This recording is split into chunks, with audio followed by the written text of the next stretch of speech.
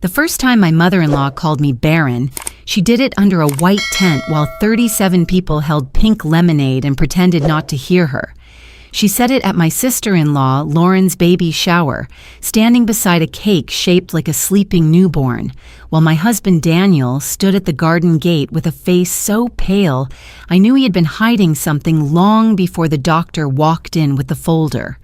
It was supposed to be a beautiful afternoon. The back garden of the Warren family house had been turned into a pastel little kingdom of blush ribbons, tiny gold stars, white chairs, and gift bags stuffed with tissue paper.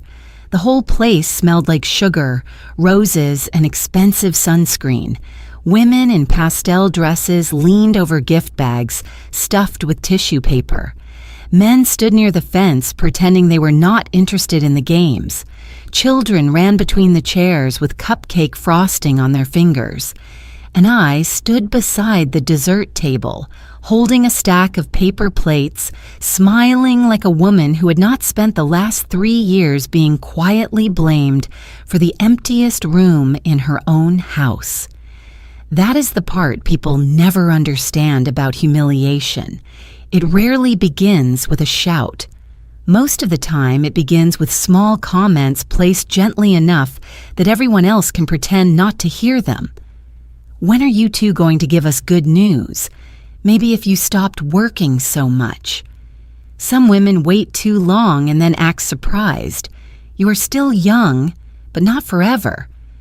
Those sentences had been following me through family dinners, holidays, church brunches, birthday parties, and Sunday phone calls for years. They were never said loudly at first. They were dropped into conversations like sugar cubes into tea, soft, polite, dissolving slowly. And somehow, by the time they disappeared, the whole room tasted different. My husband Daniel always told me not to take it personally. That was his gift, not protection, translation. He could take the cruelest thing his mother said and turn it into something harmless by the time we reached the car. She is just excited to be a grandmother. She means well. You know how she talks. Do not let it ruin the day. For 6 years of marriage, I let him translate disrespect into concern because I loved him and because love can make a person very talented at explaining away the thing that is hurting her. But that afternoon under the white tent, with Lauren opening a silver rattle and Daniel's mother standing near the cake with one hand pressed dramatically to her chest, the translation finally failed. My mother-in-law's name was Patricia Warren. Patricia was the kind of woman who never entered a room without first deciding where the attention should go. She was 61. Elegant in a cold way, with pearl earrings, pale manicured hands, and a voice that could sound like honey while carrying poison to the table. She believed family was a structure, and she believed she was the foundation. Everyone else existed somewhere above her, dependent on her approval not to crack. Daniel was her only son. That fact mattered more in our marriage than I understood at first. When we were dating, he described his mother as traditional. I thought that meant she liked handwritten thank you notes and Sunday dinner. I did not yet know traditional meant she believed a wife's value could be measured by how quickly she turned her son into a father. I met Daniel when I was 28 and working as a clinical billing supervisor for a women's health practice downtown. It was not glamorous, but I loved the order of it. Codes, charts, authorizations, claims, appeals. There was a rhythm to the work. A problem came in, tangled, and left clean. I was good at finding errors, tracing records, noticing missing signatures and dates that did not align. Daniel liked that about me in the beginning. He said I made complicated things feel simple. He was 31 then, handsome in a calm, polished way. A financial consultant with careful shirts, warm brown eyes, and the habit of listening as if every word mattered. He opened doors. He remembered my coffee order. He called when he said he would call. After years of dating men who made me feel like I was auditioning for attention, Daniel felt steady. Steady can be very convincing when you are tired. We married 18 months later in a small ceremony at the Botanical Garden.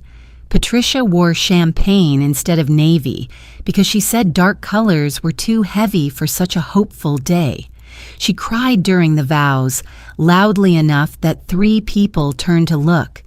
At the reception, she held my hands and said, "I have waited so long to see my son become a husband.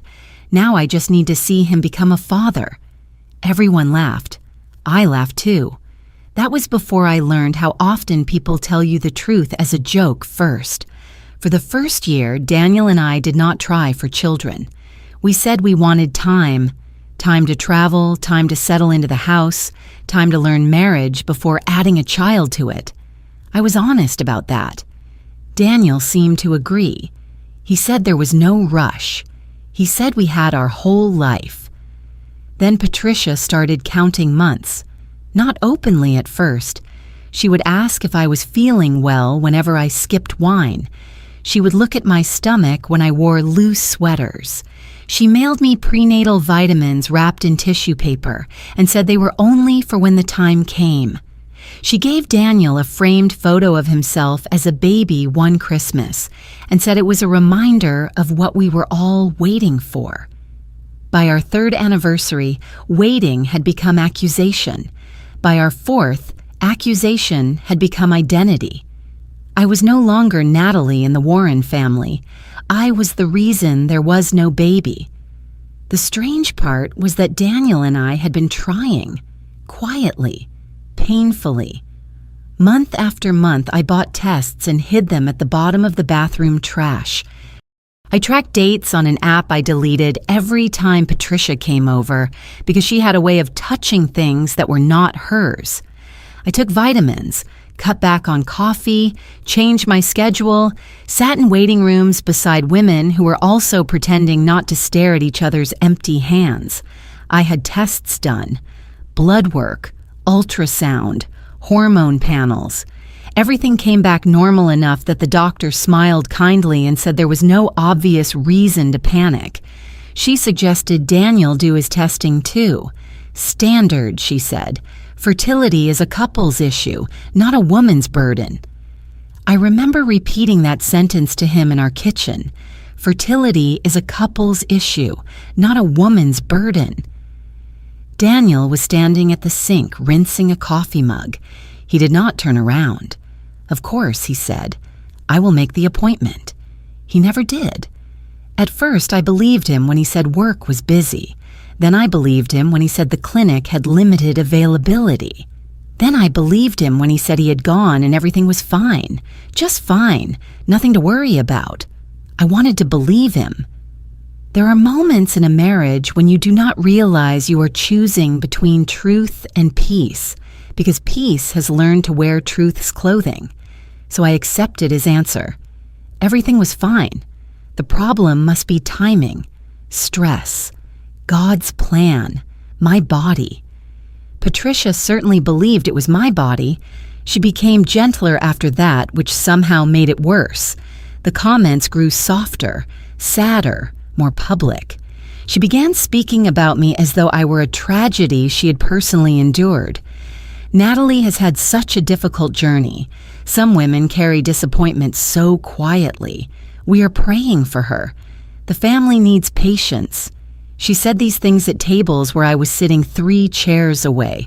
Daniel would squeeze my knee under the table, not to comfort me, to keep me quiet. Lauren's pregnancy changed everything. Lauren was Daniel's younger sister, 32, bright, loud, and beloved in the effortless way some daughters are beloved, simply because they never challenge the shape of the family. She got pregnant 2 months after her wedding. Patricia announced it before Lauren did, bursting into our Sunday dinner with a sonogram photo and a cry so sharp I thought someone had died. My first feeling was happiness. I want to say that clearly because I do not want anyone to mistake pain for bitterness. I loved Lauren. I still do, in the complicated, distant way you can love someone who enjoyed a family system because it had never been turned against her. When she called me later, crying with joy and nerves, I cried with her. I meant every congratulations. I bought the first blanket on her registry before anyone else did. But Patricia looked at me during that announcement as if Lauren had won a race I had refused to enter. And from that day on, every family gathering became a performance of comparison. Lauren glowed. I looked tired. Lauren craved oranges. I was reminded that some women never knew the blessing of cravings. Lauren's ankles swelled. Patricia said she would take swollen ankles over an empty nursery any day. Daniel heard these things. He heard everyone. And every time, he looked away. The baby shower was planned for the first Saturday in May. Patricia organized it like a royal event. White tent, catered lunch, custom cookies shaped like bottles, a string quartet near the garden wall because apparently even unborn babies needed Vivaldi. She asked me to help, not because she needed help, because she needed me in position.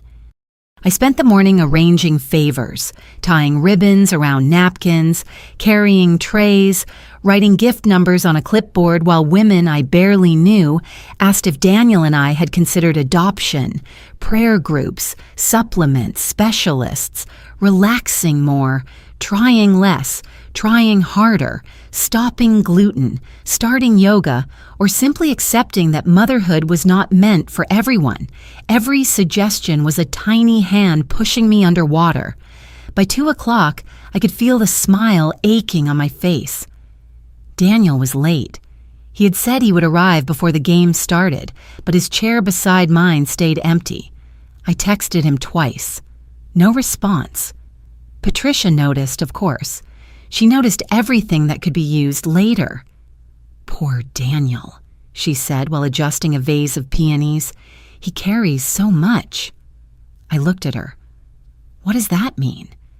She smiled without looking at me. "Only that disappointment affects husbands, too." I should have left then. There are so many moments in life that become obvious only after they are gone. A door you should have walked through. A sentence you should not have swallowed. A smile you should have recognized as a warning. But I stayed. Because Lauren was opening gifts. Because people were watching. Because I had spent years being trained to believe leaving would make me the problem. So I stood near the dessert table with the paper plates and watched Lauren hold up tiny clothes while everyone made soft sounds. Patricia stood beside her like a queen receiving tribute. She looked radiant. Not grandmother radiant, victory radiant. Then someone handed Lauren a small gift bag with gold tissue. She pulled out a white onesie embroidered with the words, "Worth the wait." The room sighed. Patricia pressed a hand to her heart, and then she looked directly at me. For some families, she said, the wait becomes a blessing. Her eyes stayed on mine. For others, it becomes a lesson. The tent went quiet in that careful way. Rooms go quiet when everyone hears the cruelty, but waits to see whether the target will be polite enough to pretend otherwise. Lauren lowered the onesie. Daniel arrived at that exact moment. I saw him step through the garden gate in a gray jacket, phone in hand, face pale in a way I did not understand yet. Behind him, walking up the stone path from the driveway, was a woman in a dark blue dress carrying a leather folder. Dr. Elise Barren. My doctor. The doctor who had told me fertility was a couple's issue, not a woman's burden. I had not invited her. Daniel saw her too, and whatever blood had been left in his face disappeared. Patricia had not noticed them yet.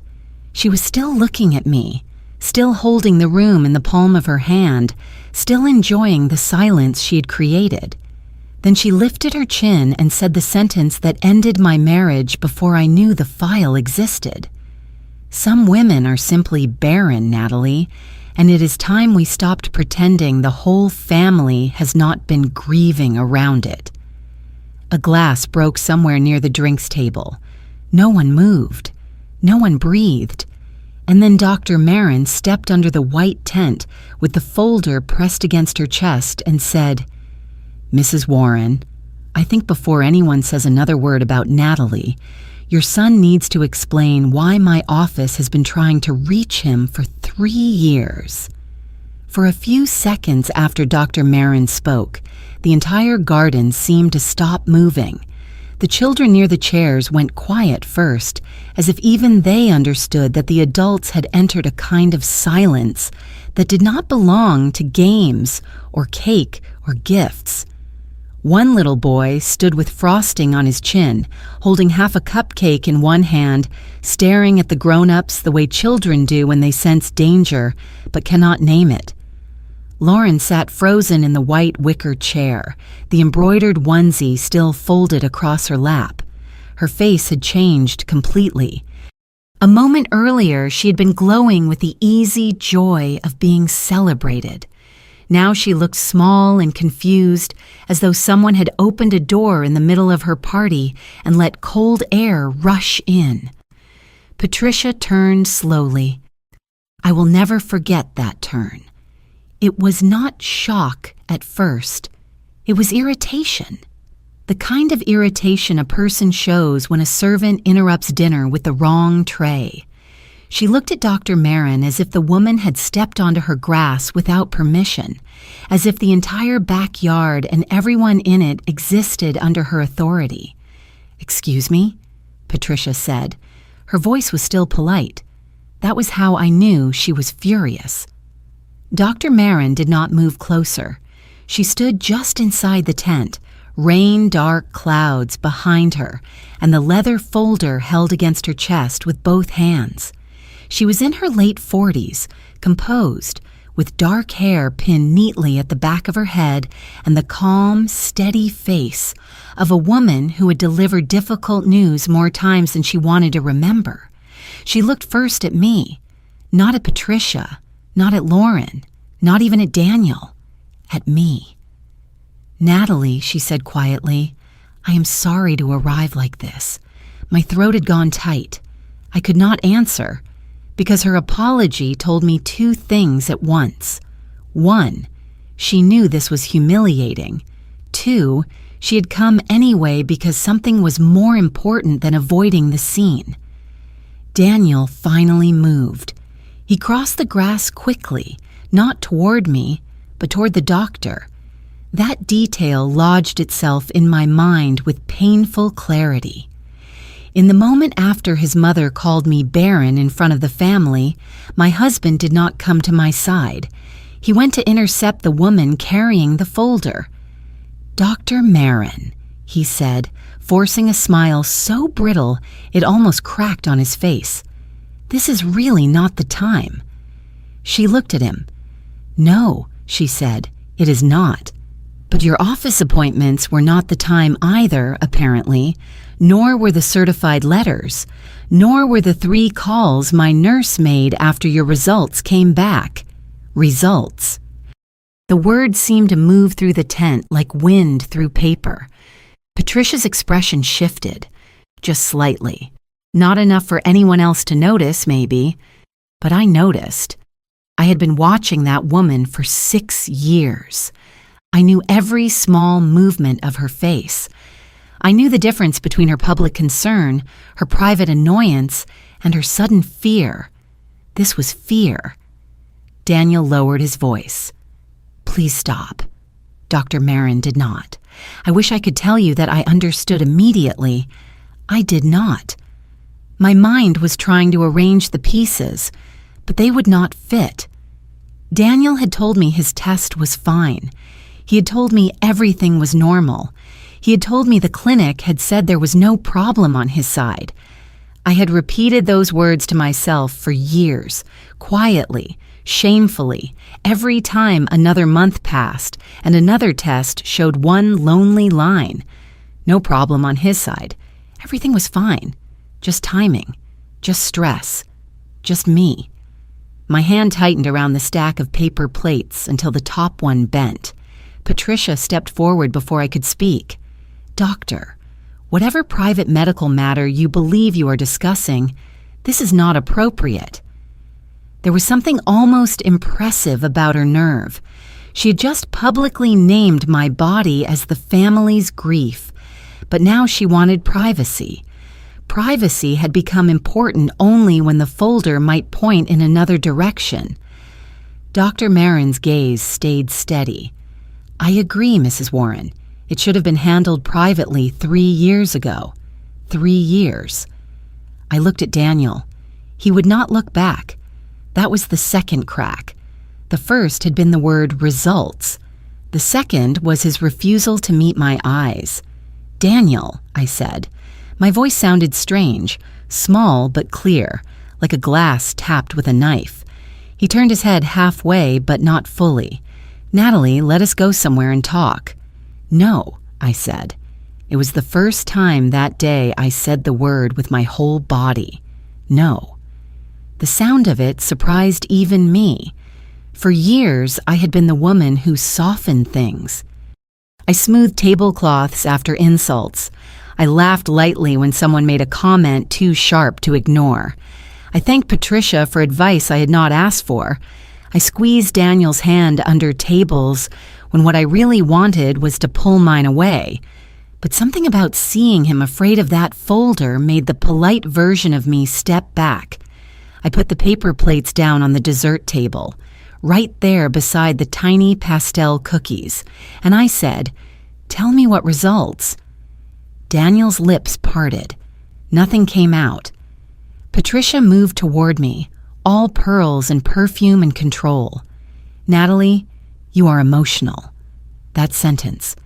If I had collected every time Patricia called me emotional, I could have built a second house out of them. Emotional meant inconvenient. Emotional meant accurate in a way she did not want to admit.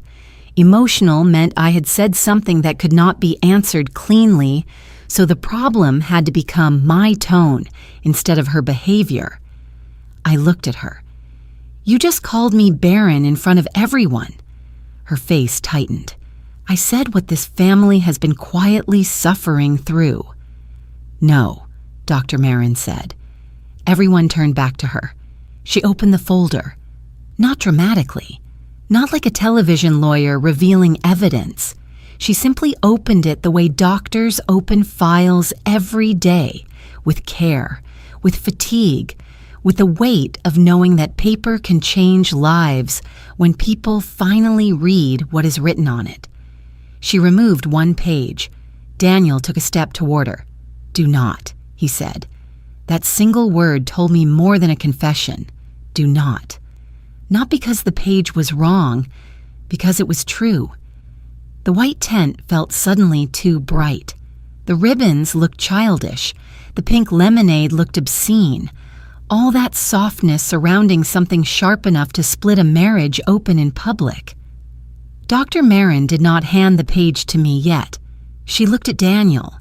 "For 3 years," she said, "our office attempted to contact you regarding abnormal findings on your fertility analysis. You confirmed receipt of the results through the patient portal.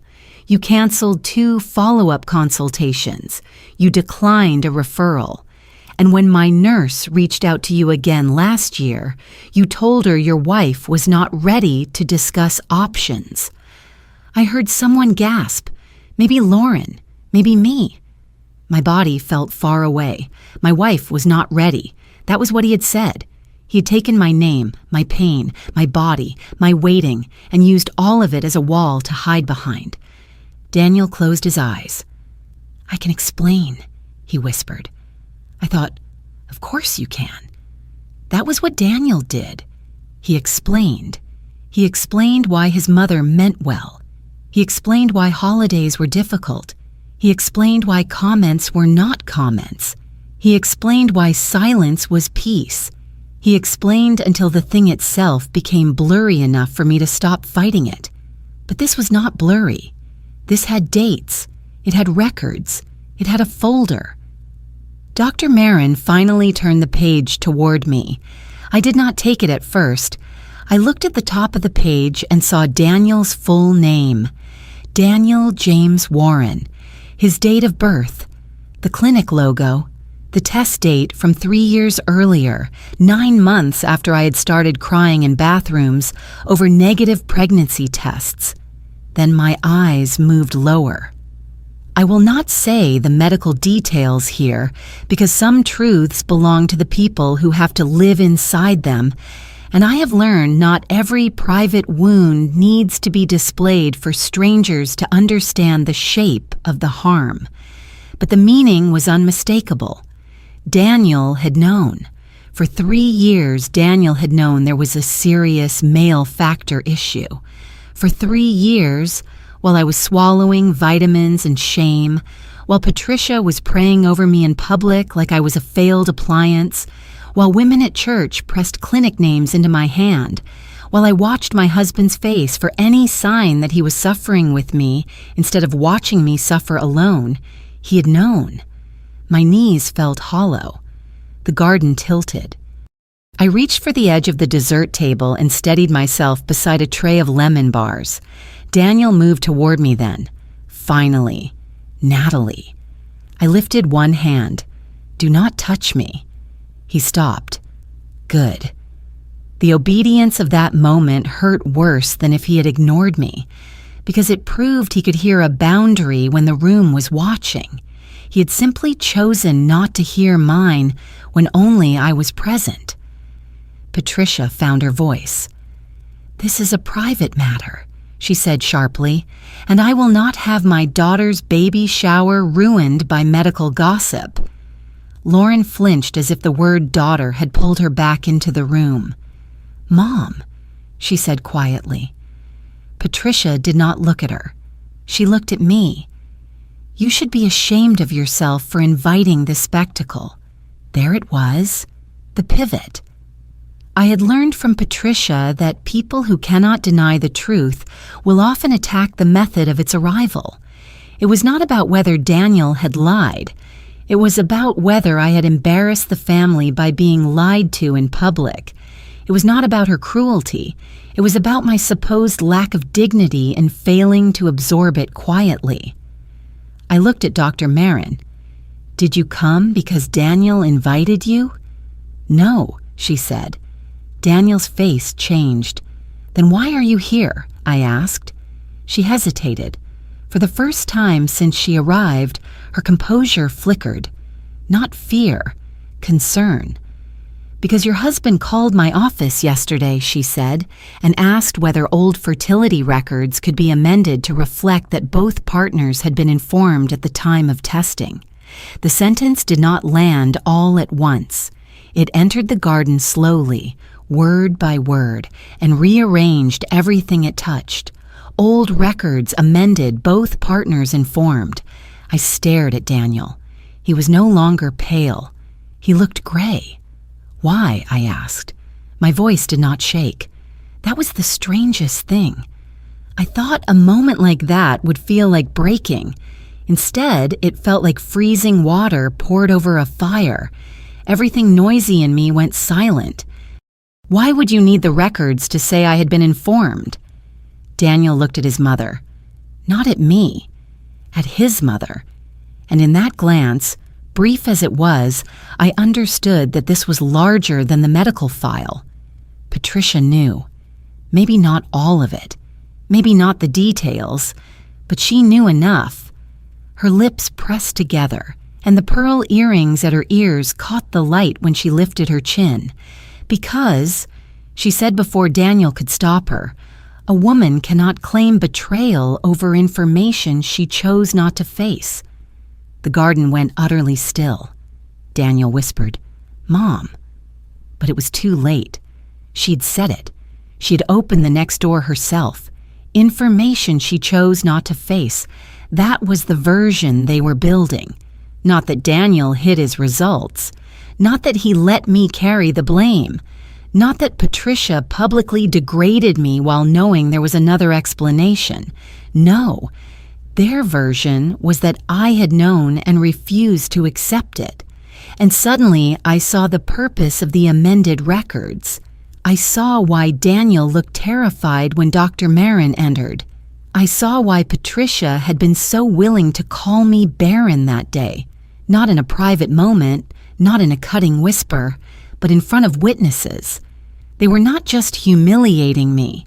They were creating a record, a family memory, a room full of people who could later say Natalie had always been unstable about the subject. Natalie was emotional. Natalie overreacted. Natalie could not accept reality.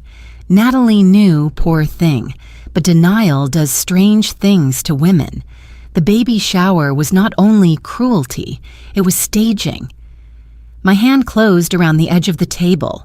Dr. Barren looked at me with quiet sympathy, and in her eyes I saw the thing no one else had offered me that day. Belief. Not pity. Belief. I turned to Daniel. "What were you preparing for?" He looked at the grass. "Daniel," I said, "what were you preparing for?"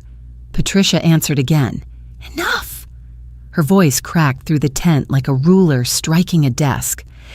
"You will not interrogate my son in front of guests." I looked around then, at the guests, at the women who had suggested yoga and supplements, at the cousins who had laughed too loudly at Patricia's jokes, at the men by the fence who had suddenly become very interested in the ground, at Lauren, crying silently now, one hand pressed against the swell of her belly, at Daniel, my husband, standing between me and the doctor, still unable to choose truth unless truth was forced upon him. And I understood that if I left that garden without asking the next question, they would bury it before sunset. So I asked it. "Is this about the embryo consent forms?" Daniel's head snapped up. There it was. I had not known for sure until I said it, but his face told me everything. 2 years earlier, before Daniel claimed his test had been normal, we had attended one consultation at a fertility clinic together. Just one. We had discussed options generally, testing, timelines, insurance, possible future procedures if needed. There had been forms, many forms, most of them informational, some of them consent-related, none of them final because we had not yet reached that stage. I remembered Daniel taking the packet home. I remembered him saying he would organize it. I remembered never seeing it again. I looked at Dr. Barren. Her expression had changed. "Natalie," she said carefully, "did you sign embryo creation and storage consent documents at any point after that consultation?" "No," I said. Daniel made a sound, not a word, a sound, small, cornered. Patricia's face became very still, and suddenly the baby shower was gone. The ribbons, the cake, the lemonade, the soft chairs, the gifts, all of it faded around the edges. There was only the folder, only the doctor, only my husband, only the possibility that my name had been used for something far more serious than a lie at family dinner. Dr. Barren closed the folder halfway. "Then you and I need to speak privately," she said. I looked at Daniel. "No," I said. "We need to speak now."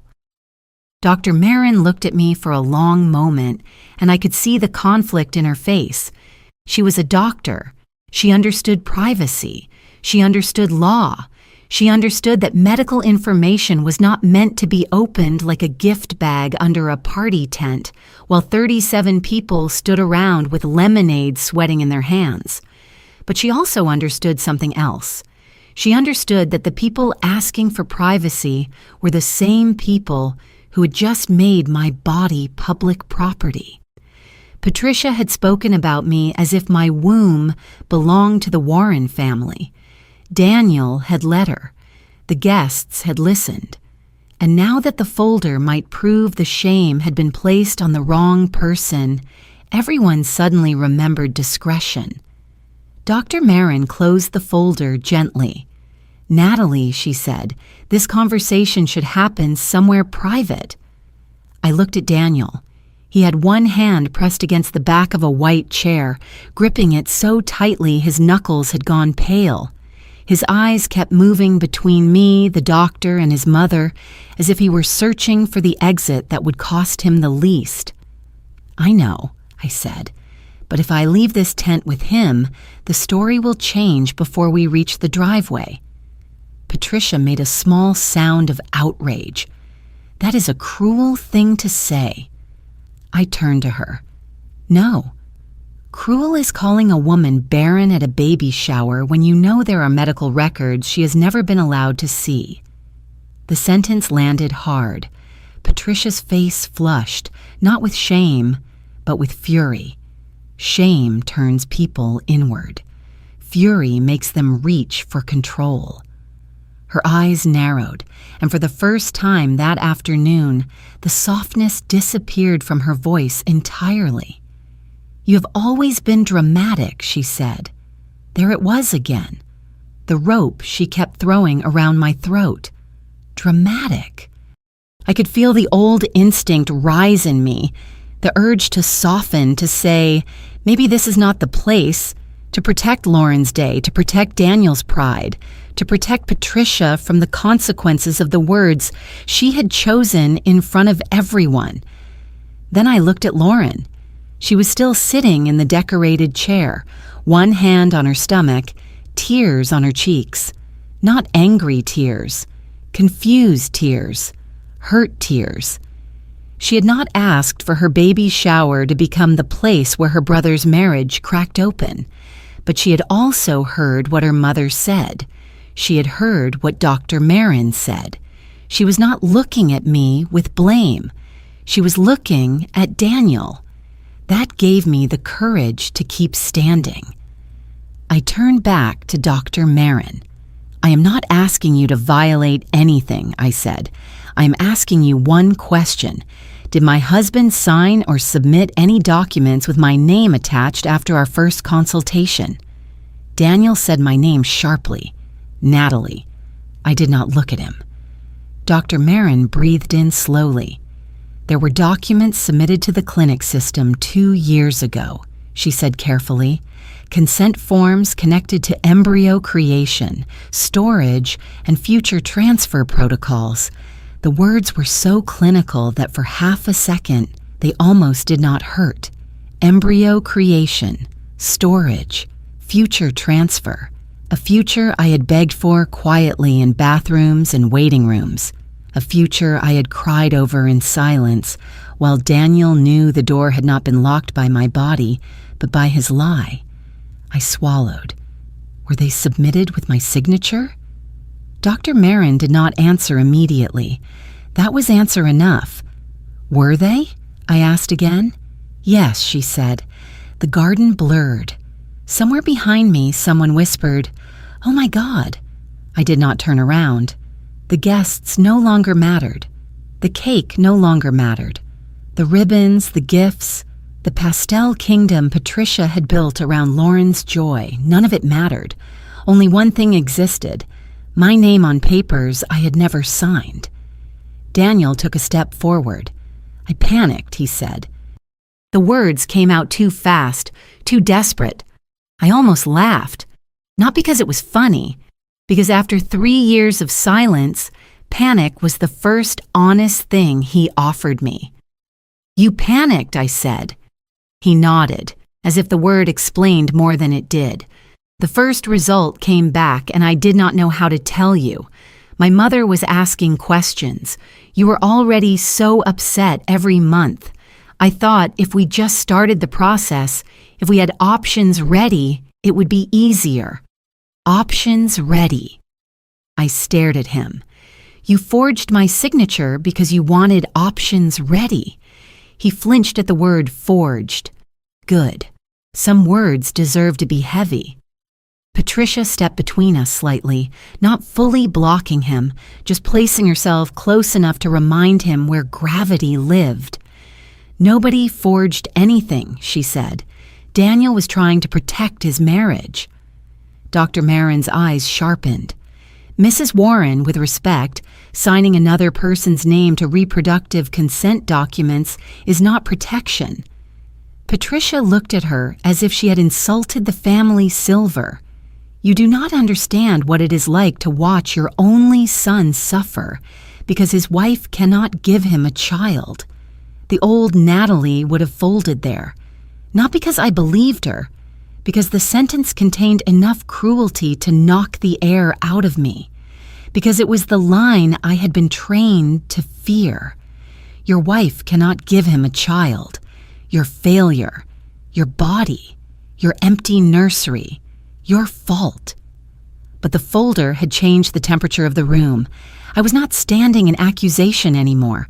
I was standing in evidence. I looked at Patricia and said, "You knew." She blinked. You knew his results were abnormal. She looked away, just for a second. But I had spent 6 years living off scraps of her face. I knew when she lied. I knew when she prepared. I knew when she calculated. Daniel spoke before she could. She found out later. Later, I repeated. He did not answer. Dr. Barren looked down at the folder. The first copy of the results was accessed through the patient portal 3 years ago, she said. The second access came from a separate device 2 days later. My eyes moved to Patricia. She said nothing. Daniel whispered, "Mom." The words sounded like a child asking not to be left alone in the dark. Patricia straightened. I was helping my son. There it was, not denial, justification. The most dangerous confession in any family is not "I did it." It is "I had the right." Patricia turned to the guests then, as if she could still gather the room back into her hands. "This has been a painful private matter for years," she said. "Natalie has struggled, and we have all tried to be patient with her. Daniel made mistakes, perhaps, but he made them under impossible emotional pressure. Under impossible emotional pressure. I almost admired how quickly she could rebuild a prison around me using softer words. Dr. Barren's voice cut through it. "Mrs. Warren, your son's medical results do not create permission to misrepresent Natalie's consent." Patricia ignored her. She was looking at me now. "You wanted a baby. You talked about it constantly. You cried over it. You made the whole house heavy with it. Daniel was trying to move things forward because you could not handle the truth." My chest tightened. There it was, the version. I could see it fully now. Natalie wanted a baby so badly she became unstable. Natalie knew Daniel had a fertility issue but could not accept it. Natalie signed forms and then regretted it. Natalie created drama at Lauren's baby shower because grief made her irrational. A woman can be buried alive under a story if the people around her agree to keep shoveling. I looked at Daniel. "Is that what you were going to say?" He shook his head. "No." But he did not sound convincing. I took one step closer to him. "Did I sign those forms?" His mouth opened. "Did I sign them, Daniel?" His eyes filled with tears. "I wanted to tell you after we had a plan. That was his confession, not clean, not brave, not complete, but enough."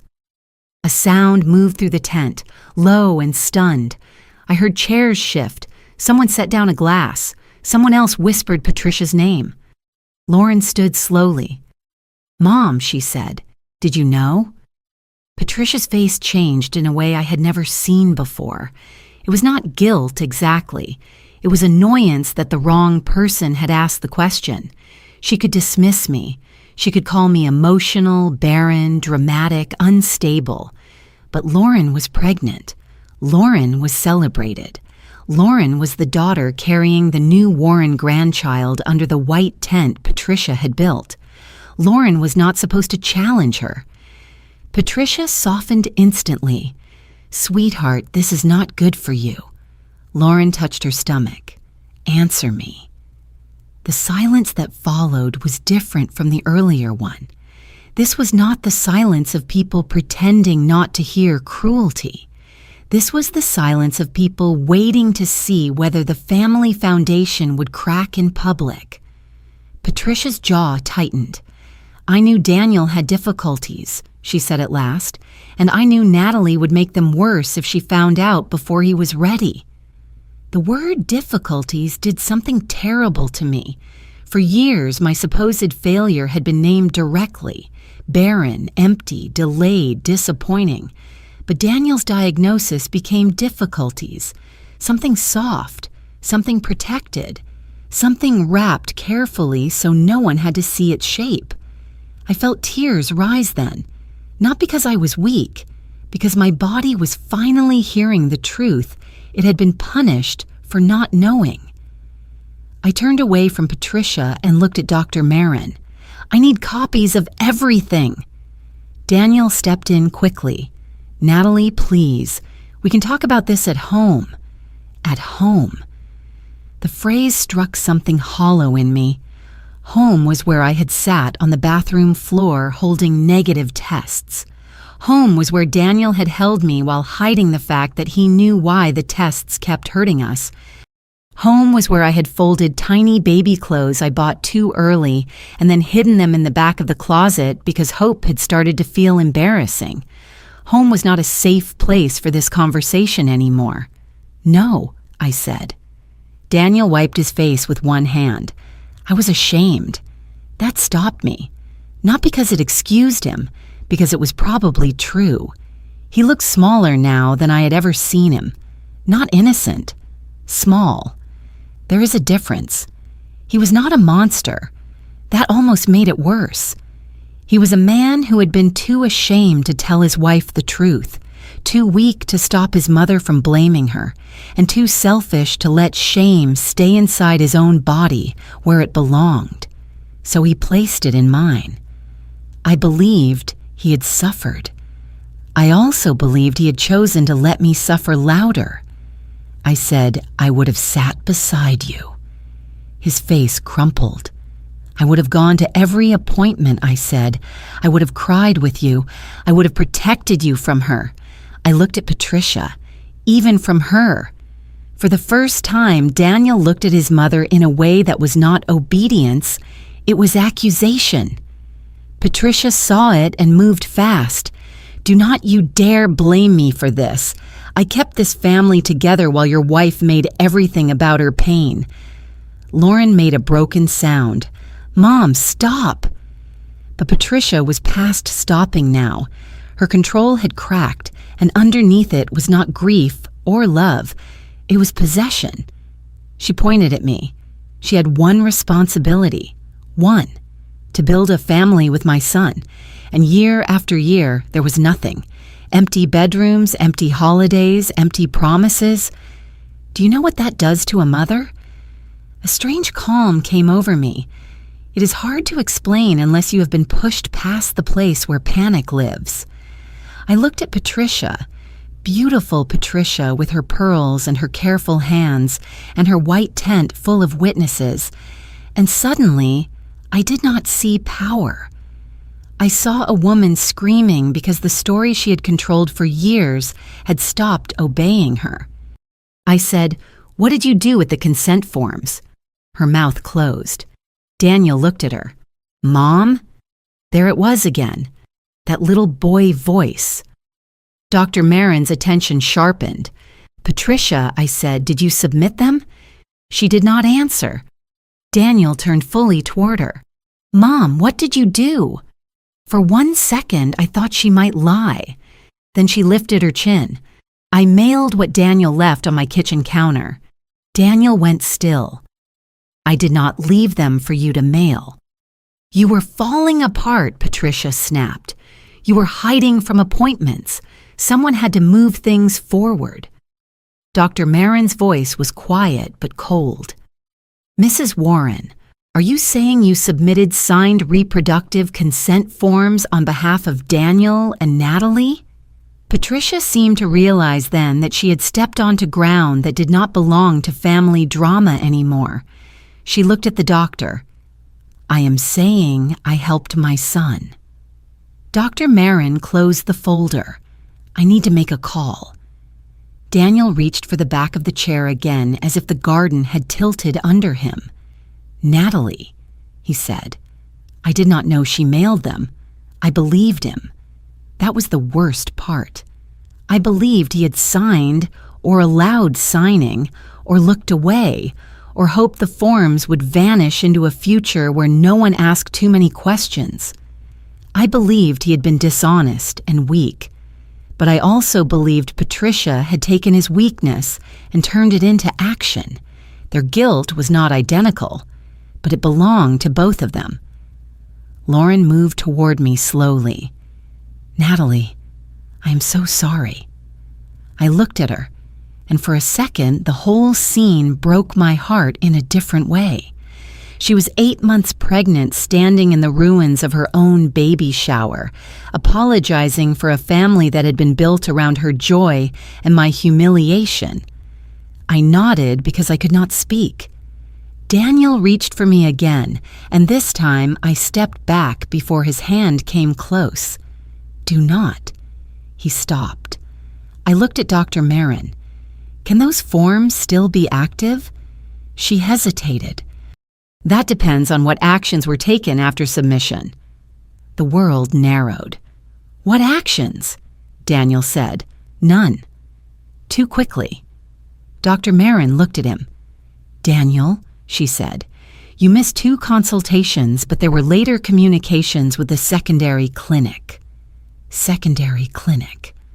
I stared at him. What secondary clinic? His face answered before his mouth did. Patricia sat down slowly in one of the white chairs, not because she was weak, because for the first time, even she understood the size of the door she had opened. Daniel whispered, it was just storage. Just. That small word. People use it when they are trying to put a blanket over a fire. Just paperwork. Just a delay. Just my mother. Just storage. Dr. Barren's face had gone very still. Natalie, she said, I cannot discuss records from another facility without proper release, but if your name appears on reproductive consent documents you did not sign, you need legal counsel immediately. Legal counsel. At a baby shower, beside lemon bars, under ribbons. I looked around at the guests one last time. I saw pity on some faces, shock on others, guilt on a few. I wondered how many had repeated Patricia's version of me over the years. Poor Natalie. Difficult Natalie. Barren Natalie. I wondered how many would correct themselves later, and how many would simply enjoy the new story because people often prefer scandal over justice. Then I picked up my purse from the chair beside the dessert table. Daniel stepped forward. Where are you going? I looked at him. To get a lawyer. His face twisted. Natalie, please do not do this here. I almost smiled. You let your mother do this here. That silenced him. I turned to Lauren. I am sorry about your shower. She shook her head through tears. Do not be. Patricia made one final attempt. If you walk out now, Natalie, you will destroy this family. I looked at her. No, Patricia. I am just going to stop carrying the part of it you destroyed already. Then I walked out from under the white tent. Not fast, not dramatically. Just one step, then another, across the damp grass toward the driveway. Behind me, I heard voices rise. Daniel calling my name, Lauren crying, Patricia saying something sharp enough that several people gasped, Dr. Barren speaking into her phone in a low professional tone. At the garden gate, I stopped. Not because I wanted to go back, because for the first time in 3 years, I could breathe without wondering what was wrong with me. Nothing was wrong with me. That truth did not heal me. Not yet, but it gave me enough strength to keep walking. I did not drive at first. I sat in my car at the end of the Warren driveway with both hands on the steering wheel and the baby shower still happening behind me in broken pieces. Through the side mirror, I could see the white tent in the garden. It looked almost peaceful from a distance. Blush ribbons moving gently in the wind. Gold stars catching the afternoon light. A table full of gifts no one was opening anymore. From where I sat, the scene still looked like a celebration. That is the danger of beautiful things built over ugly truth. From far enough away, they still look beautiful. My phone buzzed in the cup holder. Daniel. Then Daniel again. Then Patricia. Then Lauren. I did not answer any of them. My hands were shaking now, not violently, just enough that when I reached for my phone, I had to set it back down and breathe before I could unlock the screen. For 3 years, I had imagined the worst truth would be that I could not have children. I had rehearsed that grief privately. I had made room for it in small, quiet ways. I had thought if a doctor someday looked at me with sad eyes and said, "Natalie, I am sorry," I would somehow survive it. But no one had prepared me for this, for the possibility that the grief had been assigned to me by people who knew it did not belong there, for the possibility that my name had moved through medical paperwork without my hand, for the possibility that somewhere, in some storage room or lab or digital file, decisions connected to my body and my future had been made while I stood in kitchens being called Barren. I looked at my reflection in the rearview mirror. My lipstick was still perfect. That felt obscene. I wiped it off with the back of my hand. Then I called the only person I trusted to tell me what to do next. My older sister, Claire, answered on the second ring. She did not say hello. She said, "What happened?" That was the kind of sister Claire was. She did not waste time pretending a call during a family event meant nothing. For a second, I could not speak. "Natalie," she said, and her voice changed immediately. "Where are you?" "In the car," I said. "Are you safe?" I looked at the house, at the tent, at the garden gate where Daniel had not followed me far enough. "Yes." "Then tell me one fact at a time." That sentence held me together. One fact at a time. So I told her. I told her Patricia called me Barren in front of everyone. I told her Dr. Marin arrived with a folder. I told her Daniel had hidden abnormal fertility results for 3 years. I told her his mother knew. I told her consent forms had been submitted with my signature. I told her there was a secondary clinic. I told her Dr. Marin said I needed legal counsel immediately. Claire was silent for so long I thought the call had dropped. Then she said, "Do not go home if Daniel can get there before you." My stomach tightened. Why? Because he will try to talk you out of believing what you just heard before you can write it down. I closed my eyes. She was right. Daniel's gift had always been explanation. If I went home and let him sit across from me at the kitchen table, he would begin softening the edges. He would cry. He would say he was ashamed. He would say he was scared. He would say his mother pushed him. He would say he never meant to hurt me. He would say the forms were only precautionary, only possibilities, only something he thought we would discuss later. And because I had loved him for 8 years, some wounded part of me would want one sentence to be enough. I could not let that happen. "Where do I go?" I asked. Claire did not hesitate. "Come to me. And while you are driving, use voice memo. Say everything you remember. Names, times, exact words. Do not make it pretty. Make it accurate." I put the phone on speaker, opened the voice recorder, and started driving. I spoke the whole way. Patricia said some women are simply barren. Dr. Marin said the office had been trying to reach Daniel for 3 years. Daniel said he panicked. Patricia said she mailed what Daniel left on her kitchen counter.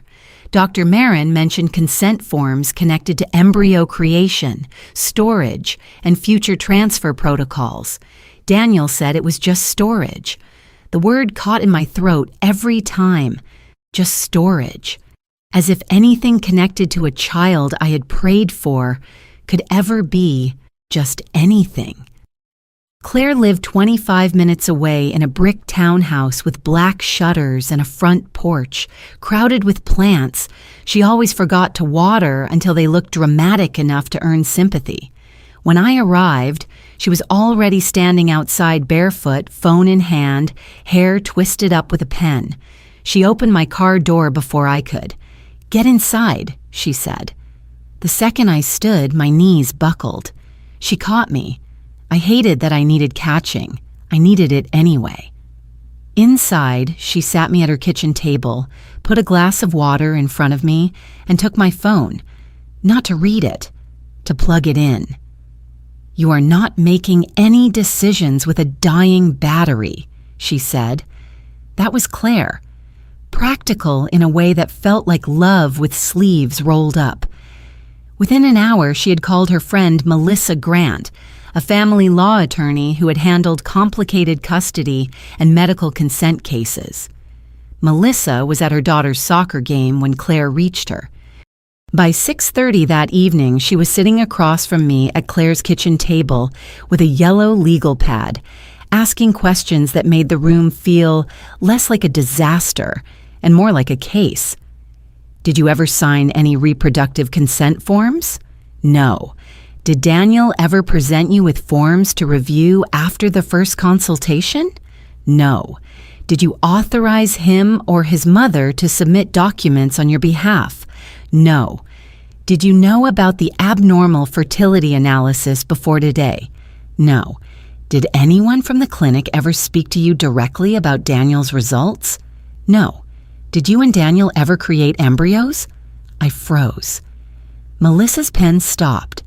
"Natalie," she said gently, "I know this is hard, but I need to ask it plainly. Do you know whether any embryos were created using your genetic material or donor material under your name?" "I do not know." The answer left my mouth and seemed to hang in the kitchen like smoke. "I do not know." There are few sentences more terrifying than that when the question involves your own life. Melissa wrote it down. Then she looked at me with the kind of seriousness that does not need to be loud. "Tomorrow morning, we send preservation letters to both clinics. They are instructed not to destroy, transfer, release, use, or alter any records or stored biological material connected to your name or Daniel's name. We request full documentation. We verify signatures. We identify who submitted what, when, and from what address or device. Biological material." The phrase made me grip the edge of the table. Claire put her hand over mine. Melissa continued, "Tonight you do not speak to Daniel except in writing. You do not meet him alone. You do not answer Patricia. You do not let anyone convince you this is a misunderstanding before we have documents." My phone buzzed on the counter. Claire looked at it. "Daniel again." I nodded for her to read it. She glanced down. He says, "Please come home. We can fix this if you do not let strangers get involved." Melissa lifted her eyes. "That one gets saved." Claire took a screenshot. Another message came. "Mom is devastated. Lauren is crying. You made today impossible for everyone." There it was. Not "I am sorry." Not "I lied." Not "Are you safe?" You made today impossible. I felt something inside me harden, not into hatred, but into shape. For years, my pain had been treated like a family inconvenience. Even now, after everything, Daniel's first instinct was not to face what had been done. It was to measure the discomfort it caused everyone else. I took the phone. For the first time since leaving the baby shower, I answered him. "Do not contact me except in writing. I am staying with Claire tonight. I am seeking legal counsel. Do not access, alter, request, or submit anything connected to fertility records, consent forms, embryos, storage, or clinic accounts under my name." Melissa read over my shoulder and nodded. "Send it." I did. Daniel replied almost immediately. "Natalie, you are making this sound criminal." I stared at the screen. Then I typed, "It may be." He did not respond. That silence felt different from all the others. The next morning began with paper. Emails from Melissa went out at 8:03 and 8:11, preservation notices, requests for records, formal demands, language so careful it made my stomach ache. At 9:26, Dr. Barren called me directly. Melissa put the call on speaker with my permission. Dr. Barren sounded tired. "Natalie, I want you to know my office is cooperating fully. I also want to apologize again. I should have reached you directly sooner." I looked at Melissa. She nodded for me to ask, "Why did you come yesterday?" Dr. Barren exhaled softly. "Because Daniel's call about amending old records concerned me. He was very specific. He asked whether the file could reflect that both spouses had been informed of his results at the time. When my nurse told him we could not change historical communication records, he asked whether a note could be added saying you were aware but declined to engage." My eyes closed. Aware but declined to engage. There it was again. The story they wanted written into the system. Dr. Barren continued, "I reviewed the file myself after that call. I saw the old consent packet. I saw signatures. Then I saw a discrepancy." "What discrepancy?" Melissa asked. Natalie's signature on the consent packet did not match her signature on our intake forms from the first consultation. The difference was subtle, but enough. Also, the submission came from an email address not associated with Natalie's patient account. "Whose email?" Melissa asked. A pause. "It appears to have been Patricia Warren's personal email address." Claire muttered something under her breath that I was glad Patricia could not hear. Melissa's pen moved quickly. Dr. Barren went on. "My office referred the matter to compliance this morning. The secondary clinic is separate from ours, but I can confirm a referral packet was transmitted to them under Daniel's request 2 years ago." "Was anything created?" I asked. My voice was barely there. Dr. Barren paused. "I cannot confirm their records, but based on our system, there is no documentation that an embryo creation cycle was completed through our office. The secondary clinic will have to respond regarding what occurred after transfer of the packet." It was not an answer, but it was not the worst answer either. I held on to that. By noon, Melissa had received the first response from the secondary clinic acknowledging receipt of the preservation letter. By 2, they confirmed they had an account under Daniel and Natalie Warren, but would require formal identity verification and legal review before releasing records. An account under both our names. I sat on Claire's sofa with a blanket over my knees in the middle of May, cold all the way through. Daniel sent 6 messages that day. The first said he loved me. The second said his mother had gone too far. The third said the forms were never supposed to matter. The fourth said he had been ashamed. The fifth said if I brought lawyers into this, there would be no going back. The sixth came at 5:47. "Please remember, we wanted the same thing." That one broke me. Not loudly, not in front of Melissa. She had stepped outside to take another call. Claire was in the kitchen pretending to make soup while actually giving me privacy badly. I read the message and cried because the cruelest lies are the ones built around something true.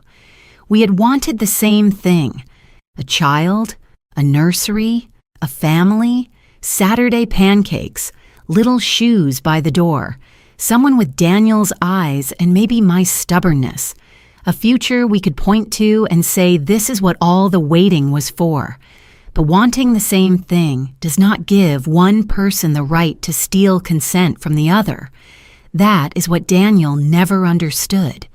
He thought shared longing made his choices less lonely, less wrong.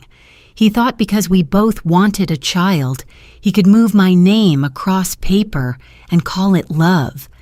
He thought my pain made me too fragile for truth, but somehow strong enough to carry his lie. I typed back only once. We did not want the same thing if yours required my silence. He stopped texting for the rest of the night.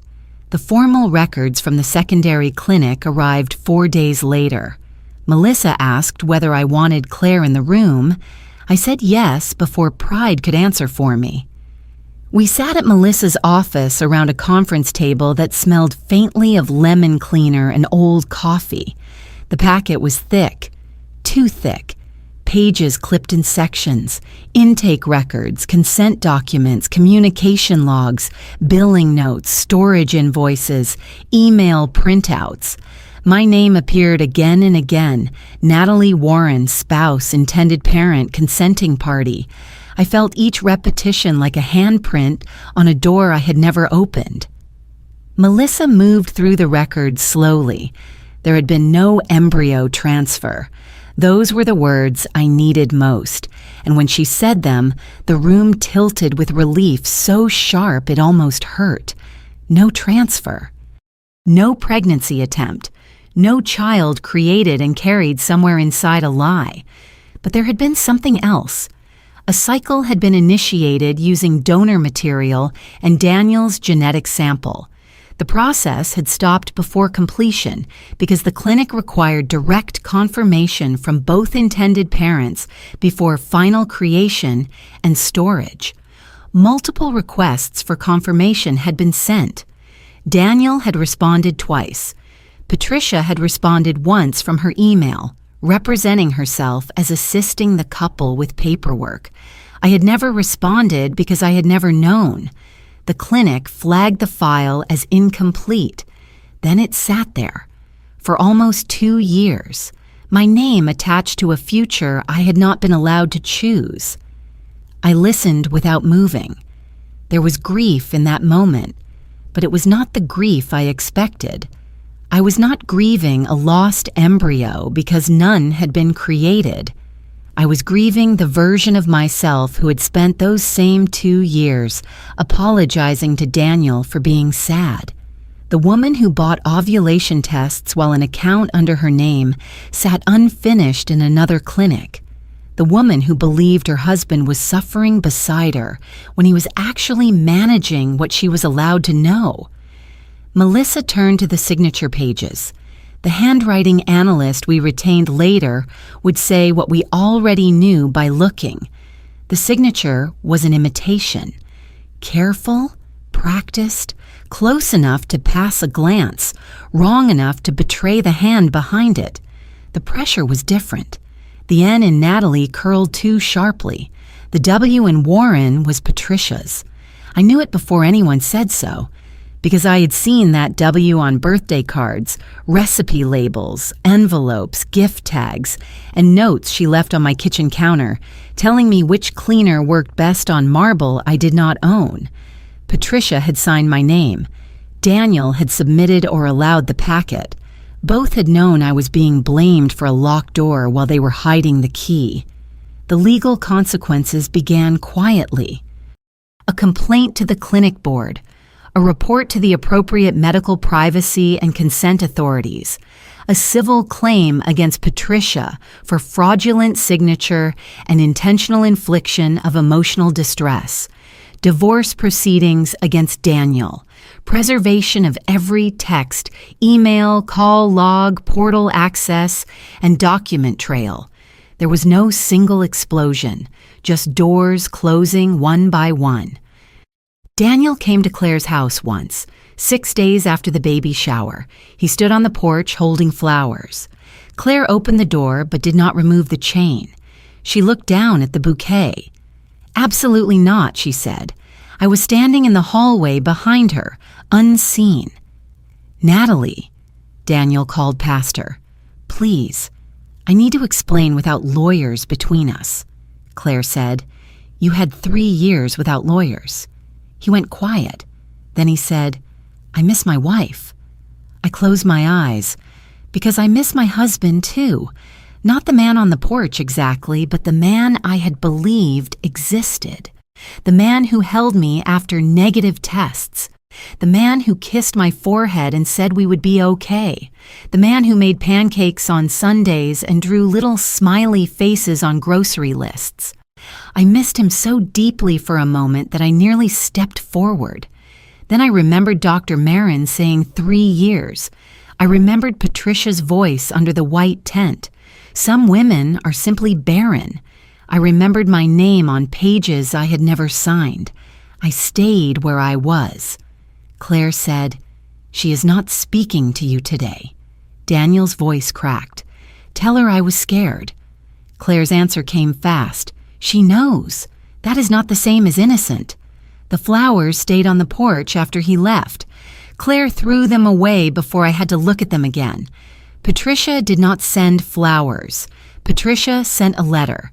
3 pages, handwritten, delivered by courier to Melissa's office because even in disgrace, Patricia liked presentation. The letter did not apologize.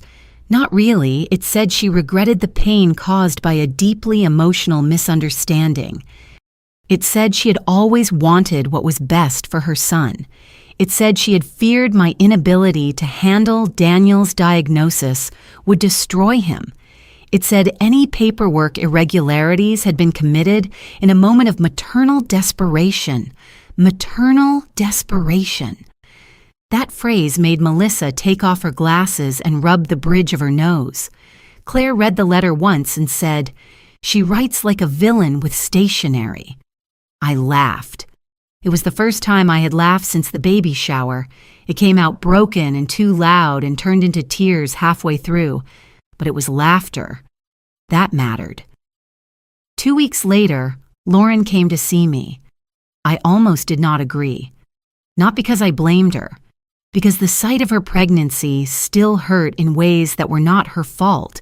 But she asked gently, and unlike the rest of the Warrens, Lauren had not tried to make my pain useful to her. She arrived at Claire's house wearing a loose blue dress and no makeup, looking younger than I had ever seen her. She stood in the doorway with both hands on her belly and said, "I did not know." I believed her. She cried when she said Patricia had told her Daniel's tests were normal and that I was refusing further treatment because I could not face reality. She cried harder when she admitted she had believed some of it. Not all, but enough. Enough to pity me in the condescending way people pity a woman they think is quietly failing. I told her the truth as gently as I could. She listened. Then she said something I did not expect. "I do not want Mom in the delivery room." I looked at her. "She kept using my baby to hurt you," Lauren said. "And I keep wondering what she will do to my child if love starts feeling like ownership." That was the first thing that made me think maybe some part of that terrible afternoon had saved more than just me. Maybe the truth had reached Lauren too. Maybe the white tent had not only exposed Daniel's lie, maybe it had cracked Patricia's kingdom wide enough for someone else to climb out. The divorce petition was filed the next morning. When I signed it, my hand shook. Melissa noticed. "You can still grieve him," she said, "even while leaving him." That sentence gave me permission I did not know I needed. So I grieved. I grieved the man I thought I married. I grieved the child we never had. I grieved the 3 years I spent blaming my body for a secret held in someone else's file. I grieved the nursery door I used to keep closed because looking inside made me feel defective. Then slowly, underneath the grief, something else began to grow. Not happiness, not yet, but space. A space where shame used to live. The divorce did not feel like an ending at first. People think leaving is the moment the door closes. They imagine a suitcase, a final sentence, a signature at the bottom of a page. They imagine clarity, maybe even relief. For me, Leaving felt more like waking up in a house after a fire and realizing the flames were gone, but everything still smelled like smoke. I stayed with Claire for almost 7 weeks. At first, I told myself it was temporary, just until the first hearing, just until the records came back, just until Daniel stopped texting, just until I could walk into my own kitchen without remembering the way he had stood by while his mother turned my body into a family accusation. But the truth was simpler and harder. I did not trust myself alone yet, not because I thought I would go back. I knew I would not. Something had closed in me under that white tent, and even grief could not reopen it. But I did not trust the silence. I did not trust the late hours when memory becomes generous and starts offering you the good scenes first. Daniel making pancakes. Daniel rubbing my feet after work. Daniel asleep beside me, one hand resting open on the sheet. Daniel crying into his hands on Claire's porch, saying he was scared. Memory can be cruel that way. It does not always bring the betrayal first. Sometimes it brings the softness, then asks why you could not have saved it. Claire understood without me saying it. Every night she left the hallway light on. Every morning she put coffee beside me before asking anything difficult. She did not say I told you so, even though she had disliked Patricia from the beginning and had once told me that Daniel's peacekeeping looked too much like cowardice to trust. Instead, she said things like, "Eat half the toast," or "Bring the blue folder," or "Today we are going for a walk and you can hate it while doing it." That was love too. Not the kind that asks you to perform gratitude while falling apart. The kind that sets a glass of water near your hand and waits. The first hearing was in June. Daniel sat across the room in a gray suit I had bought him 2 Christmases earlier. Patricia sat behind him in cream linen with a pearl necklace and the injured posture of a woman who believed consequences were vulgar when applied to her. She did not look at me. Daniel did. That was harder. His face had changed in the weeks since the baby shower. He looked thinner, older, less polished. Shame had taken the shine off him. But I knew better now than to mistake damage for transformation. A man can look broken and still be more sorry for the exposure than the act. Melissa sat beside me with the records organized in 3 binders.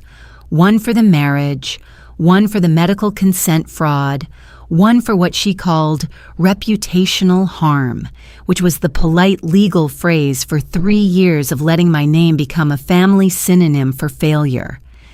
The judge was a woman with silver hair and reading glasses low on her nose. She had the calm face of someone who had watched people confuse love, property, children, money, fear, and control for so many years that very little surprised her anymore. Melissa spoke first. She did not dramatize. She did not need to. She laid out the sequence cleanly. Daniel's abnormal fertility analysis, his confirmed access to the patient portal, the canceled appointments, the calls my doctor's office made, the consent packet submitted with my forged signature, the secondary clinic account opened under both our names, Patricia's email used in the submission chain, Daniel's attempt to have the old records amended to reflect that I had known, Patricia's public statement at the baby shower calling me Barren in front of guests while possessing knowledge that contradicted the accusation. When Melissa said Barren, she did not soften the word. I was grateful for that. Some words should enter the record exactly as they were used. Daniel's attorney tried to make it smaller. He said Daniel had been ashamed. He said infertility can create pressure inside a marriage. He said Patricia was over-involved, but motivated by concern. He said no embryo transfer had occurred, no child had been born, no irreversible medical procedure had taken place. He said the documents had not resulted in the outcome one might fear. Melissa stood again. She said, "Your Honor, harm does not begin only when a body is used. Harm begins when consent is taken." The room went still. I looked down at my hands. They were shaking. Not from fear this time, from being believed in a language that could not be interrupted by Patricia's manners. Melissa continued, "For 3 years my client was socially, emotionally, and within her own marriage blamed for a fertility struggle that her husband knew had a documented male factor component. During that same period, documents bearing her forged signature were submitted to reproductive medical systems, and when those records became inconvenient, Mr. Warren attempted to alter the historical communication record. That is not shame. That is not confusion. That is a sustained pattern of concealment and control." Daniel covered his face. Patricia leaned toward his attorney and whispered something sharply. The judge looked up. "Mrs. Warren," she said. Patricia froze. The courtroom waited. The judge's voice was even. "If you speak again while counsel is presenting, I will ask you to leave the courtroom." For 6 years, I had watched Patricia interrupt dinners, phone calls, holidays, appointments, decisions, grief. I had watched her step into every open space and make herself the authority. And there, in that beige courtroom, a woman who did not know her, did not fear her, did not owe her politeness, told her to be quiet. It was a small moment. It healed something small. Not everything, but enough. The court granted a temporary order restricting Daniel and Patricia from contacting the clinics on my behalf, requesting records under my name, or representing my consent in any medical or legal matter. The forged documents were referred for formal investigation. The divorce moved forward with protective communication rules. Daniel could contact me only through attorneys. When we left the courtroom, Daniel was waiting near the elevator. Patricia was not with him. That surprised me. For once, he stood alone. "Natalie," he said. Melissa stopped beside me, but I raised my hand slightly, not because I wanted a conversation, because I wanted to hear what sentence he would choose when there was no mother speaking for him. He looked at me with wet eyes. "I should have told you." I nodded. "Yes." He swallowed. "I was afraid you would leave me." The old me would have rushed toward that sentence. She would have tried to comfort him. She would have said, "I would not have Daniel." We could have faced it together. She would have been so relieved to finally be invited into the truth that she might have mistaken the invitation for repair. But I was not the old me anymore. I said, "I might not have left you for the diagnosis." His face crumpled. "But you made sure I had to leave you for the lie." He closed his eyes. Behind him, the elevator opened with a soft chime. People stepped around us carrying briefcases and coffee cups and pieces of their own ruined mornings. I wanted him to say more. I hated that I wanted it. I wanted one perfect apology, one sentence clean enough to hold all the years, one confession strong enough to make sense of the woman I had been and the pain I had carried. But Daniel had never been good at carrying hard things without handing half the weight to someone else. He whispered, "My mother thought she was helping." And there it was, even then. Even after the records, the forged signature, the courtroom, the order, the public humiliation, the 3 years of stolen truth, there was still a part of him trying to place his mother between himself and the full shape of what he had done. I looked at him for a long moment. "No, Daniel. She thought she was entitled, and you let her be." Then I walked away. The investigation took months. The medical board reviewed the records. The secondary clinic cooperated after Melissa pressed them harder than I knew a human being could press while still using professional language. A handwriting analyst confirmed what we already knew. The signature on the consent forms was not mine. The submission email traced back to Patricia. Portal access records showed Daniel had opened and downloaded his fertility results multiple times over 3 years. Phone records showed calls between him and his mother on the days documents were submitted, questioned, and later challenged. No embryos had been created. I repeated that sentence to myself often. No embryos had been created. It was relief, but complicated relief, the kind that sits beside grief instead of replacing it. I was grateful no child, no possible child, no biological future had been pulled into their deception. But I still had to grieve the fact that they had been willing to bring that possibility close enough to paperwork. Patricia entered into a civil settlement almost a year later. She did not admit wrongdoing in the way I wanted. People like Patricia rarely do.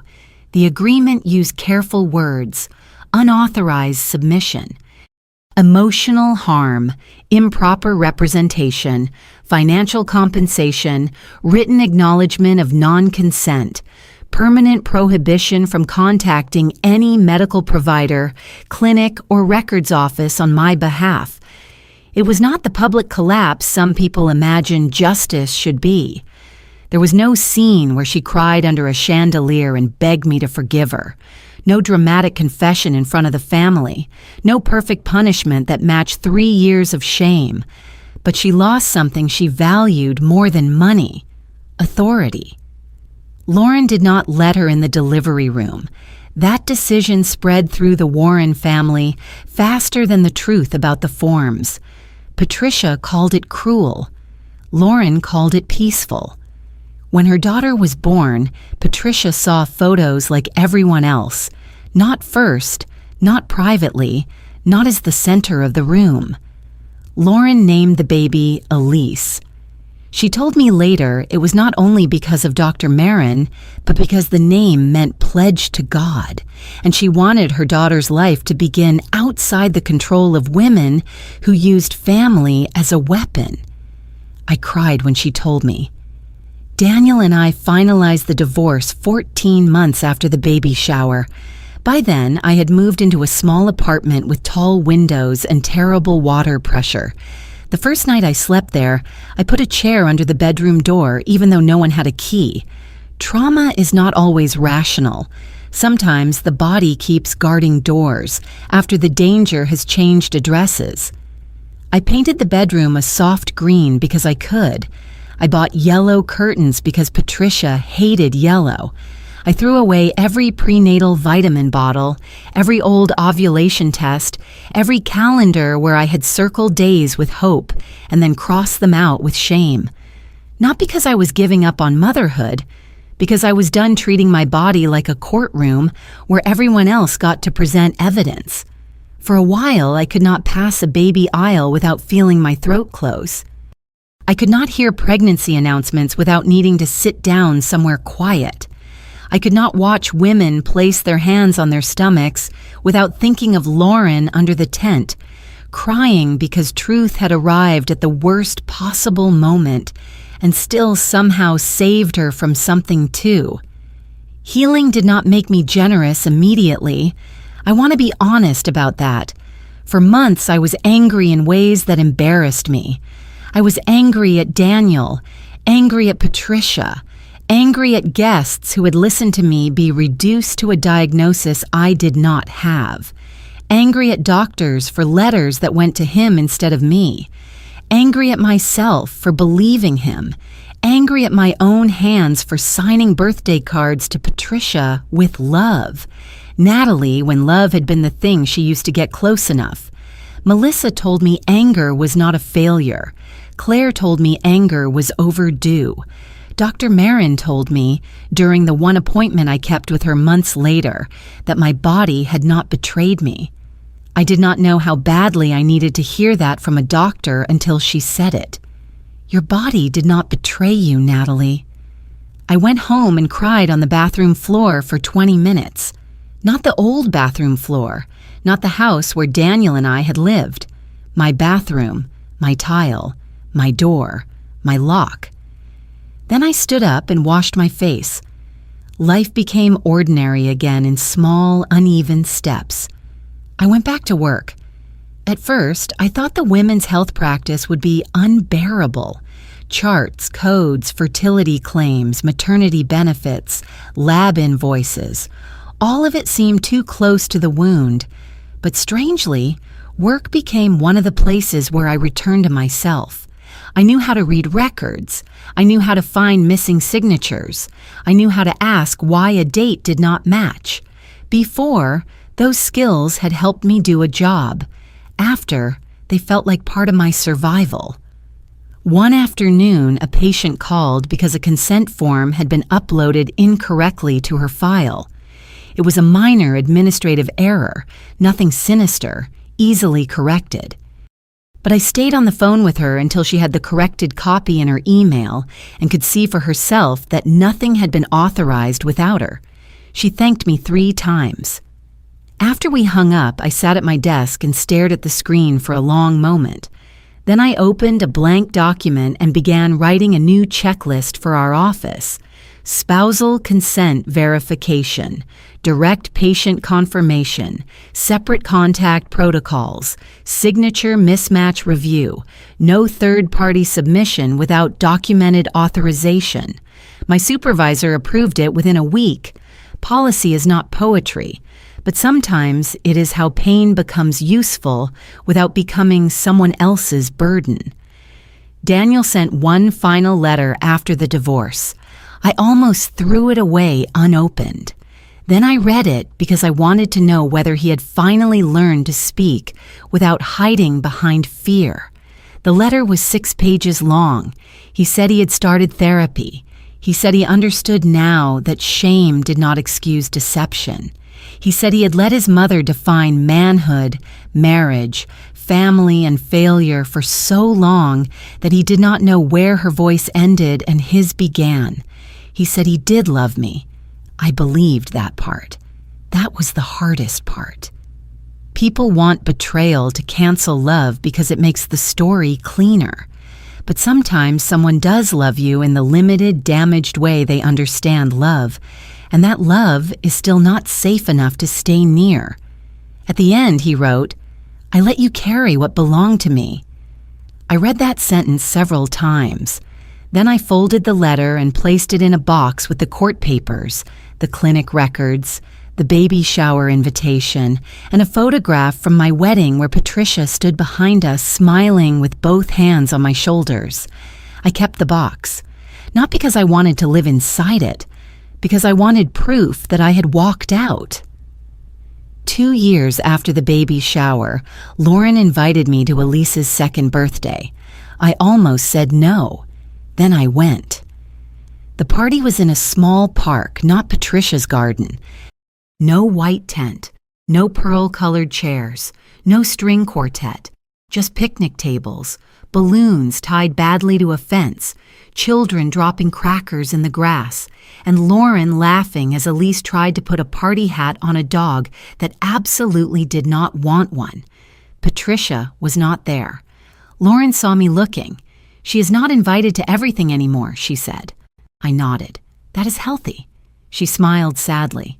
"It is hard." "I know," I said, and I did. Boundaries are often described like walls, strong, clean, fixed, but most of mine felt more like muscles at first, weak from disuse, sore when stretched, stronger only because I kept using them. Lauren handed me a slice of cake on a paper plate.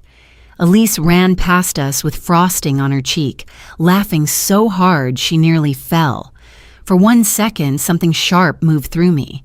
Not jealousy exactly, not grief exactly, more like an echo of the life I had once imagined. Then Elise stopped, looked up at me, and offered me a crushed dandelion from her fist. "For you," she said. I took it like it was something precious. "Thank you." She ran away immediately, done with generosity. I stood there holding that ruined little flower and felt, unexpectedly, okay.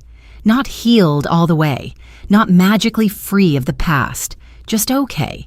And sometimes okay is a miracle people do not clap for because it arrives quietly, without witnesses, in a park with cake on your fingers. I am 38 now.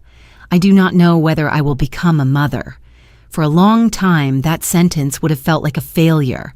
Now it feels like an open door I am allowed to approach honestly, without lies, without family pressure, without someone else signing my name to their fear. I may adopt someday. I may pursue treatment someday with a partner who understands consent as love, not an obstacle. I may build a life that is full in ways my younger self did not yet have language for. What I know is this: I was not barren under that white tent. I was buried.